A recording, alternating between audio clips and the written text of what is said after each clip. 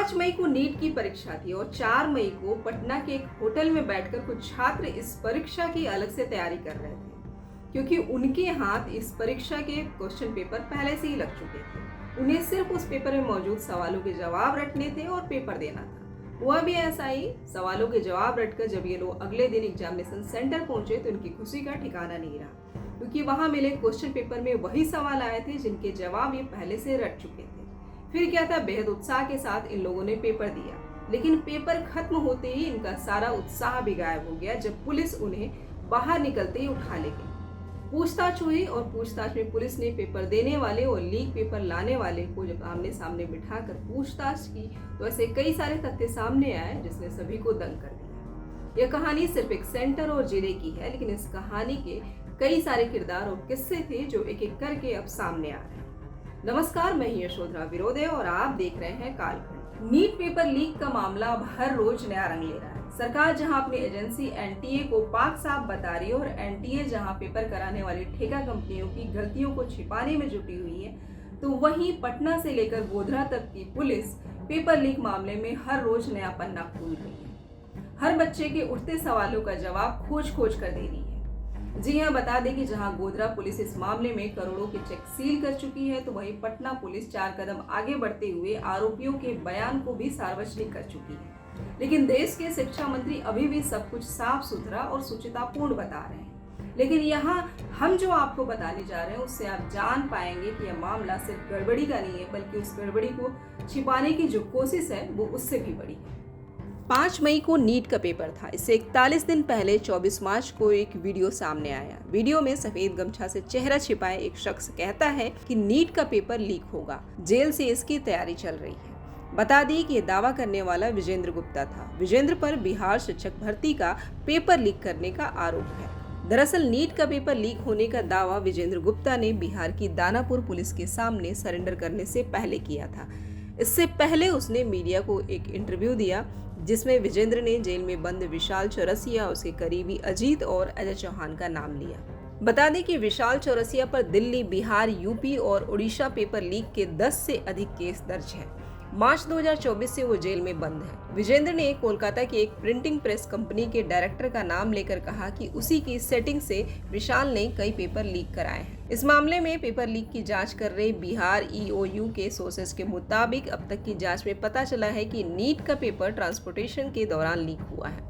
वहीं ईओयू के डीआईजी मानवजीत ढिल्लों ने कहा है कि बिहार पुलिस 8 जुलाई को इसकी जानकारी सुप्रीम कोर्ट में देगी। अब जरा बिहार में नीट पेपर लीक मामले में पकड़े गए सिकंदर और नीतीश का कबूलनामा सुनिए। बिहार पुलिस ने नीट पेपर लीक मामले में समस्तीपुर के सिकंदर यादवेंदु को गिरफ्तार किया है। बता दें कि सिकंदर जूनियर इंजीनियर है। उससे पूछताछ के बाद ही नीट पेपर लीक का खुलासा हुआ था। उसकी निशानदेही पर दूसरे आरोपी और एग्जाम देने वाले कैंडिडेट्स को अरेस्ट किया गया। सिकंदर ने अपने कबूलनामे में बताया है कि मैं दानापुर पटना में जूनियर इंजीनियर हूँ। कुछ दिन पहले ही मैं अमित आनंद और नीतीश कुमार से मिला था। दोनों नगर निगम कार्यालय में आए थे। बातचीत में उन्होंने बताया कि हम लोग नीट, बीपीएससी, यूपीएससी के परीक्षा पेपर लीक कराते हैं। पेपर के सवाल बच्चों को याद करवाकर उन्हें पास करवा देते हैं। इसके लिए 30 से 32 लाख रुपए देने पड़ेगा। नीट के एग्जाम में पास करवा देंगे। मैंने कहा कि कुछ बच्चे मेरे पास भी हैं, आप उन्हें पास करवा दीजिए। अमित आनंद और नीतीश इसके लिए तैयार हो गए। दोनों ने बताया कि 24 घंटे पहले बच्चों को सवालों के जवाब रटवा देंगे। वही सवाल पेपर में आएंगे। मैं अमित आनंद और नीतीश से बात करता रहा। 4 मई की रात बच्चों को जवाब रटवाने के लिए बुलाया गया। मैं 4 बच्चों आयुष राज, अनुराग यादव, शिवनंदन कुमार और अभिषेक कुमार को लेकर उनके पास गया है। अनुराग यादव मेरे साले संजीव कुमार का लड़का है, जो अपनी माँ रीना कुमारी के साथ एग्जाम देने गया था। उनके रुकने का इंतजाम मैंने एयरपोर्ट के पास एनएचआई के एक गेस्ट हाउस में कराया था।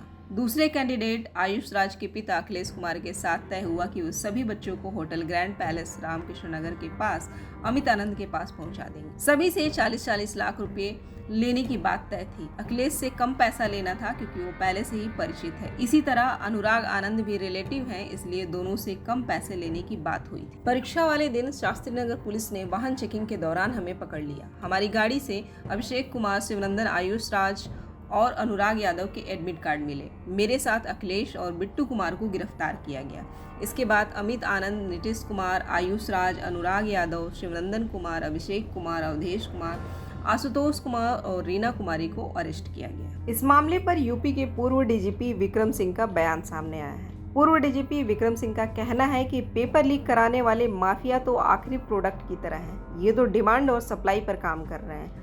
पहले पेपर लीक नहीं होते थे क्योंकि सरकारी प्रेस में प्रिंटिंग होती थी। अब किन्हीं वजहों से पेपर की प्रिंटिंग, OMR शीट और नई टेक्नोलॉजी सब कुछ सरकारी सिस्टम से हटा लिया गया। जानबूझकर ऐसे रास्ते अपनाए गए हैं जिसे चाहे उसे फायदा पहुंचाया जा सके। ये सिर्फ अपराध नहीं है बल्कि मानवीय समस्या बन रही है।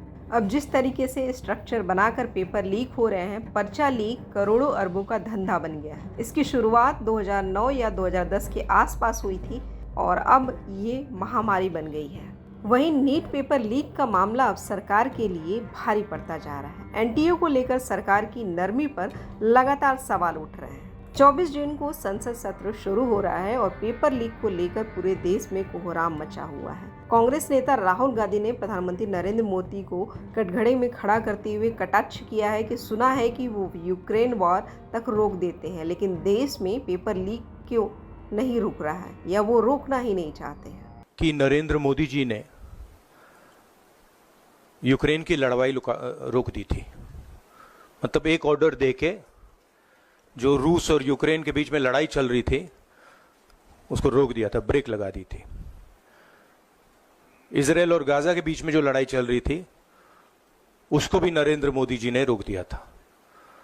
मगर किसी ना किसी कारण जो हिंदुस्तान में पेपर लीक हो रहे हैं उसको नरेंद्र मोदी रोक नहीं पा रहे हैं या रोकना नहीं चाहते हैं। नुकसान स्टूडेंट्स का होता है।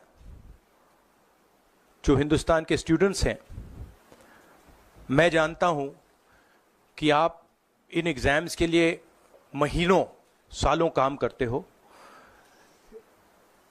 ये आपका फ्यूचर है और आपके फ्यूचर से खिलवाड़ किया जा रहा है।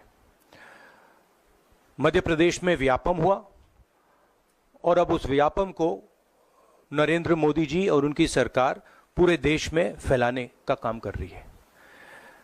पेपर लीक मामले में विपक्ष जिस तरह से सरकार पर हमलावर हो रही है उसे देखकर ये भी कहा जा रहा है कि अब इस मामले में पैसे और पावर के साथ पॉलिटिक्स भी शामिल हो चुकी है। ऐसे में देखने वाली बात होगी कि इस मसले का क्या हल निकल कर आता है। क्या नीट की परीक्षा रद्द की जाएगी या इसका कोई दूसरा हल निकाला जाएगा। फिलहाल इस खबर में इतना ही। इस खबर से जुड़े अपडेट को जानने के लिए जुड़े रहिए कालखंड के साथ।